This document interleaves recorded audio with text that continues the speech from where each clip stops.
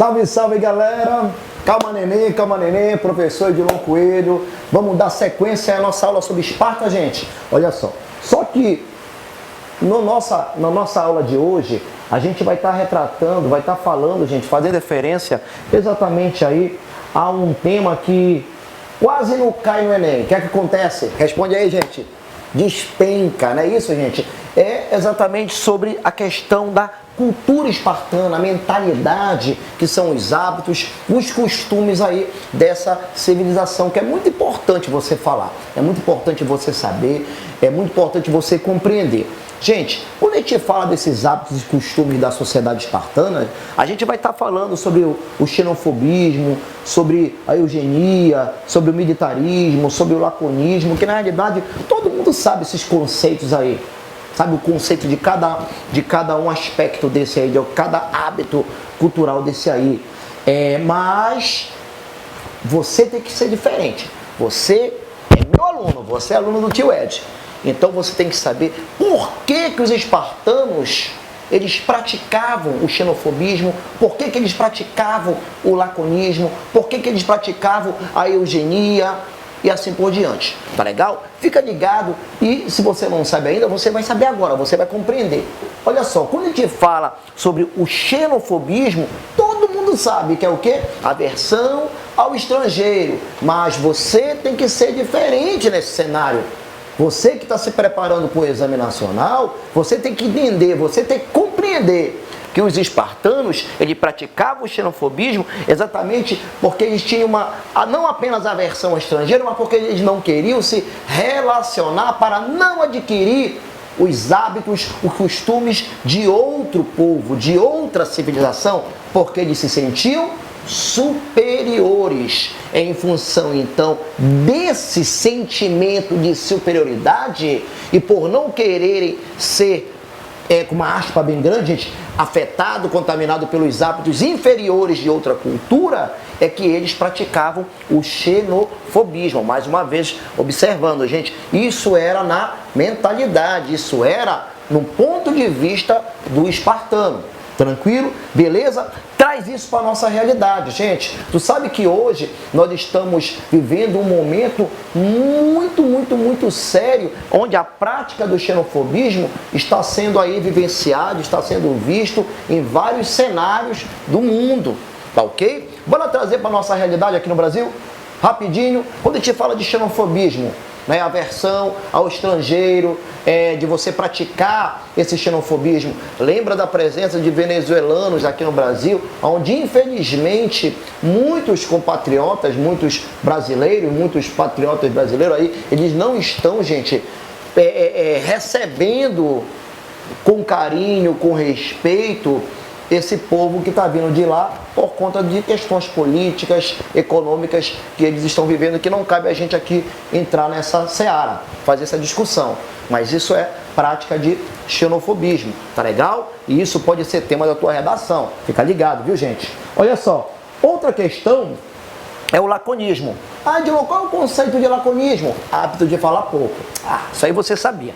Todo mundo sabe que o laconismo é o hábito de falar pouco, tá ok? Entretanto, os espartanos praticavam o laconismo para não serem questionados. É a ideia da obediência. Aonde é que você vê isso na nossa realidade, na nossa sociedade? Tá aqui, ó. Botei uma imagem, botei uma foto aqui para você, né? Um retrato, como diz a galera lá da antiga, exatamente retratando a ideia do militarismo, onde um camarada de uma patente menor, ele se resume a responder somente o que para o seu superior? Sim, senhor. Isso é a ideia da obediência, do não questionamento. Olha de onde veio, lá de Esparta. Outro ponto que nós temos que analisar é o militarismo. Aqui umas imagens que representam a ideia do militarismo, que para os espartanos a guerra, o militarismo, era a única forma de manter, de sobrevivência ou pode-se dizer de preservar os hábitos, os costumes, o valor dessa civilização. Tranquilo? Bom, E aqui, gente, algo que tem que ser analisado também com carinho, que era a prática da eugenia. Gente, a prática da eugenia, ela se dava através de dois processos dentro de Esparta. Primeiro, o que era a eugenia? Era o sacrifício de crianças ao nascerem em Esparta.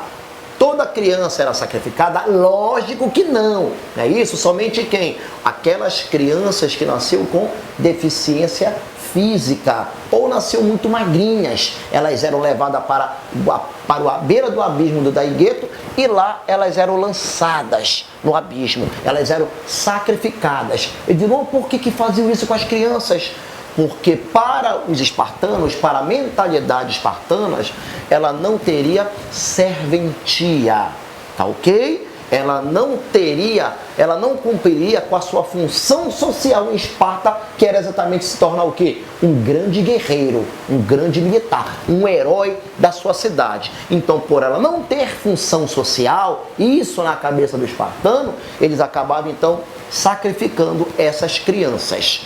Outra questão de prática de eugenia que também era vista dentro de Esparta, que era a ideia da seleção dos melhores, era através do casamento entre um grande guerreiro e uma jovem de 13, 14, 15 anos, que já estava bem condicionada fisicamente, tá? Porque a educação espartana era baseada em um rigor físico, de uma preparação física muito forte. Então as meninas com 14, 15 anos já casavam com os homens mais velhos, com o cidadão espartano, diga-se de passagem, homens a partir de 30 anos de idade, porque eles acreditavam que aquele casamento iria gerar uma criança saudável. A prática da seleção dos melhores para gerar pessoas perfeitas fisicamente. Tranquilo? Era dessa forma que acontecia exatamente aí a eugenia.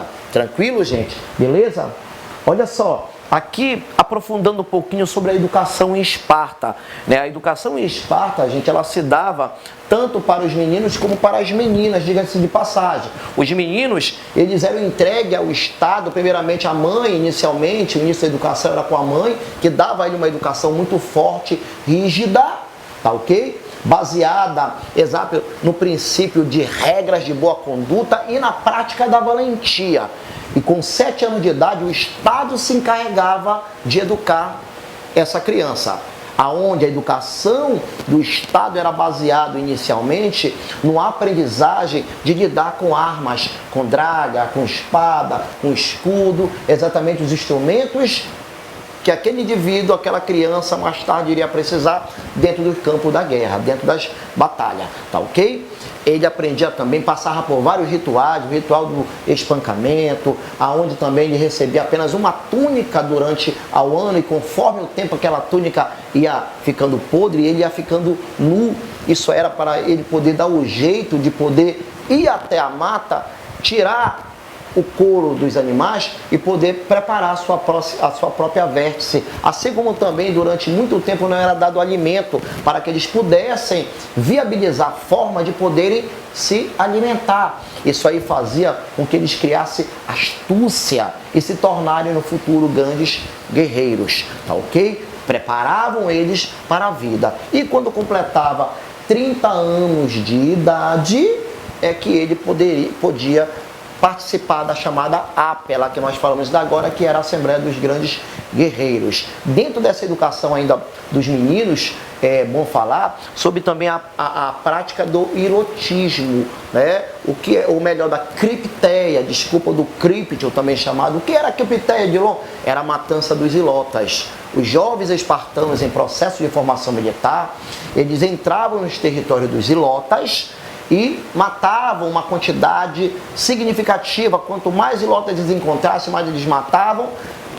Isso cantava ponto, isso gerava ponto para esse jovem processo de aprendizagem militar. Ou seja, a cripteia, ela servia como treinamento militar, ela servia para diminuir o número de ilotas, porque eles acreditavam que quanto menos ilota, menos revoltas teriam, e também para que os ilotas pudessem ficar com medo. Eles acreditavam que esse ilota com medo, ele iria se revoltar menos. Então, a cripteia acabava sendo também um rito de passagem para esse jovem. Já para as meninas, para as mulheres espartanas, elas recebiam uma preparação física desde cedo para poderem ficarem bem fisicamente, bem condicionadas fisicamente e assim poderem casar com os grandes guerreiros de Esparta.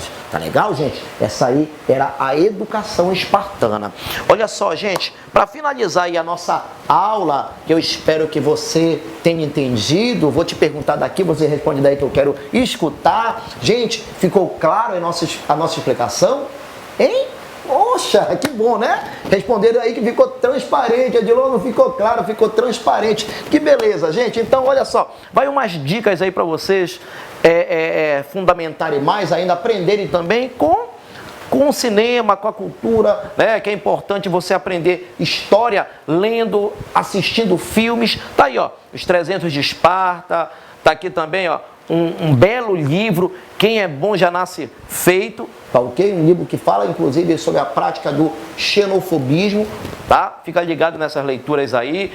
Portões de Fogo, também falando sobre a cultura espartana, sobre a civilização espartana, das guerras que eles se envolveram, tá ok? Fica ligado. Gente, chegamos ao fim da nossa aula, foi muito legal estar contigo, já sabe, te inscreve no nosso canal, aperta lá o sininho lá, dá like nas nossas aulas sempre, indica para os teus amigos que a gente vai estar aqui sempre preparando com muito carinho, com muito amor as nossas videoaulas. Coelho Isto está sempre com você. Tamo junto.